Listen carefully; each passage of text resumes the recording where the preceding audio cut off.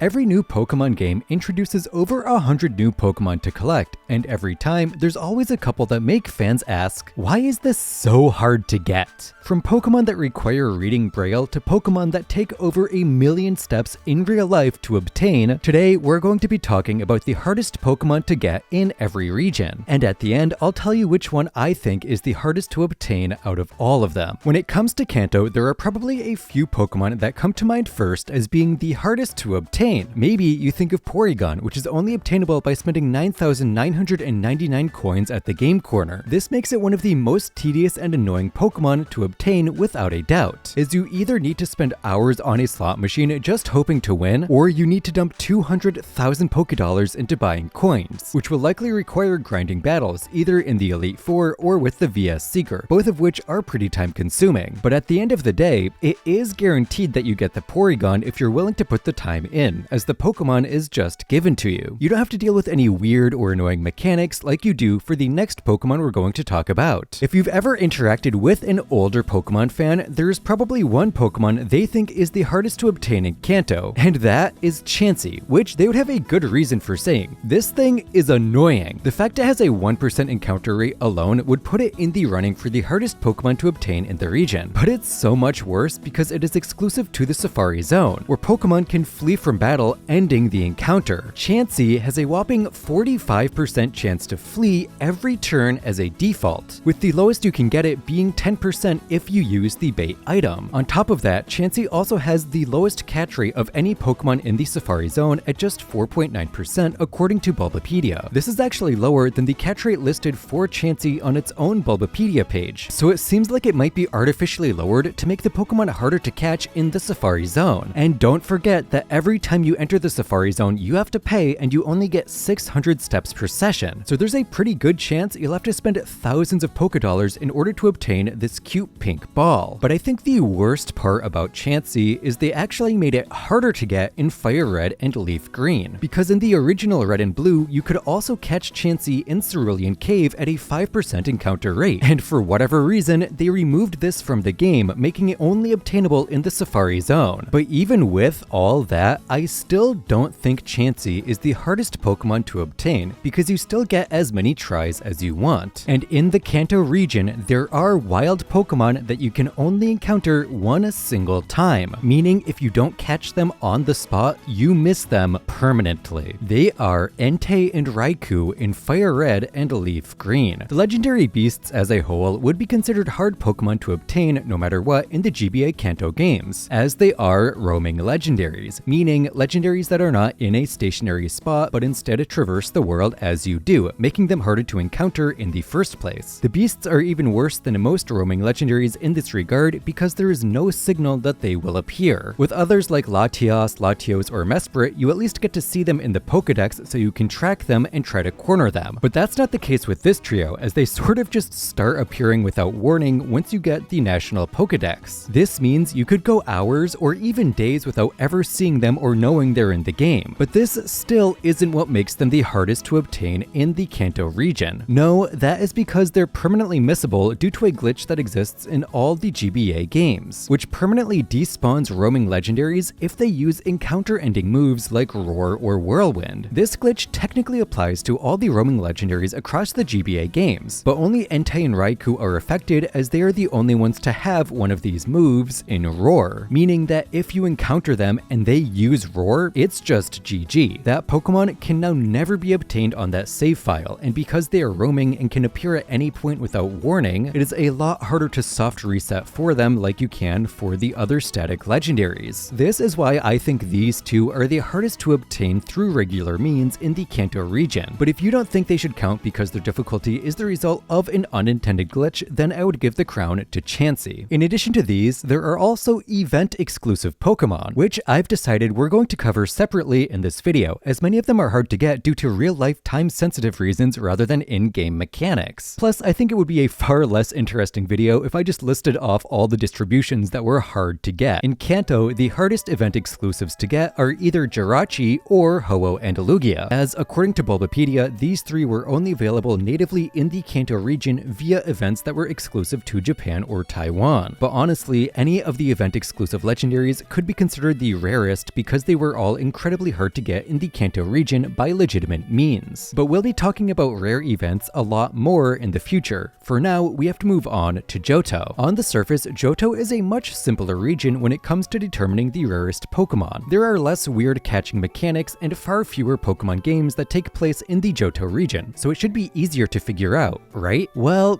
kinda. If we're looking strictly in-game, the answer is yes, and in that case, there are two main front-runners, Yanma and Heracross. Heracross isn't even that rare if you know where to look. Its whole gimmick is that it only appears in trees via headbutt, but it's not in every tree, as trees are assigned to specific groups that have their own encounter rates. In some cases, there will be trees right next to each other in the same route that have different encounter tables, and this is what makes Heracross kind of rare, as it means that if you're not careful, you can spend hours grinding the Pokemon on a tree that doesn't have it. But if you're on a tree that does have it, most of the time its encounter rate is above 30%. So as I said, it's not bad if you know where to look. Yanma, on the other hand, just has a 1% encounter rate on one single route. So it's just like the most standard rare Pokemon of the region, with others like Larvitar being not far behind. Where Johto gets really interesting though is the Pokewalker, as a high number of very hard to obtain Pokemon reside within the device. Whether or not you consider the Pokewalker to be a part of the Johto region is up to you. Technically, it's kind of an extra-dimensional device that exists in our world outside the Pokemon universe, but its only in-universe connection to a region is the Johto region via Heart Gold and Soul Silver, so if it is going to be considered at all, it should be here. The Pokewalker itself has some really hard to obtain Pokemon, as it has a ton of areas that are locked behind watts, a sort of currency that exists within the Pokewalker that is earned as you walk. 20 steps will earn you 1 watt, but you can also find various amounts of watts randomly as you walk and check the Pokewalker. The most expensive area available to the player is the Quiet Cave, which can be unlocked for a whopping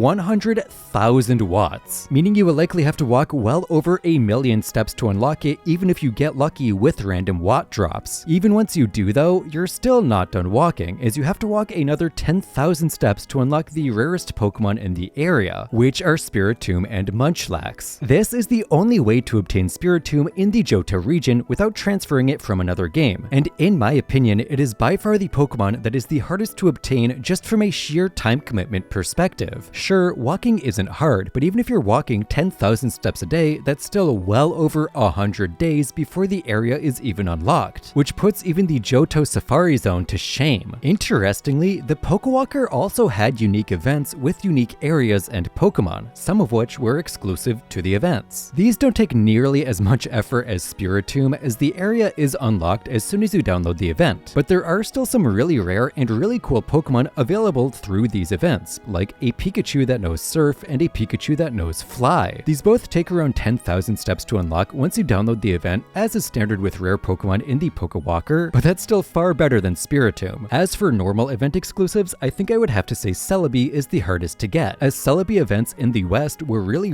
limited, only giving out the Onion Fairy twice, and each time only 251 Celebi were given away. There were also some events exclusive to Japan, like the Mystery Egg event, where the player is given a random egg with a predetermined Pokemon in it, but it's not like this was the only way to get these Pokemon or anything, so it's not exactly an exclusive. Next we have the Hoenn region, but before we get into it, I have an announcement. We're starting a Patreon. If you love This Is Chris content, this Patreon is for you. Get 3 exclusive videos a month, including one in the style of this channel, one completely open Q&A video, and one additional bonus video on a random topic I want to talk about. Tiers start at just $3 a month. So if you really like these videos and want even more of them, check it out in the description down below. Our first video is already up. The Hoenn region has its fair share of really rare Pokemon, but I'm sure there's one that comes to mind immediately for pretty much anyone that's familiar with Hoenn, which is Feebas. Feebas is infamous for being one of the hardest Pokemon to obtain in its debut generation. The whole gimmick that makes Feebas hard to catch is that it only appears in 6 fishing tiles on Route 119, and in those tiles, it only appears 50% of the time. That means you could potentially fish in every tile Feebas is supposed to be in, but never encounter it because you got one of the other encounters. And as if that wasn't enough, these spots also change when the trend in Dewford changes. Trends only change when the players change them, so it's not like this is something you have to worry about happening all the time, but if you change the trend without knowing this, you basically have to test the whole route again. But with that being said, I'm not sure Feebas is the hardest to obtain, as this was sort of fixed in the Hoenn remakes. In those games, Feebas can be encountered 100% of the time under the bridge, meaning it's a lot easier to obtain. Another contender though, surprisingly enough, is Surskit. That's right, much like Yanma, another awful Pokemon is one of the hardest to obtain in the region. In the original Ruby, Sapphire, and Emerald, this Pokemon had a 1% encounter rate on every route it was obtainable, meaning no matter where you looked, you were probably going to have a hard time, unless it was chosen as a swarm Pokemon, which would make it far more likely to appear. But Surskit was also made a lot easier to obtain in the remakes as well, as two of the routes it can be found on, Route 114 and Route 120, increased its encounter rate while surfing to 15 and 30% respectively. So if it isn't either of these, then what is the hardest Pokemon to obtain in Hoenn? Well, I think it's probably the Regis. You know, the legendary trio that was locked behind Braille and the most insane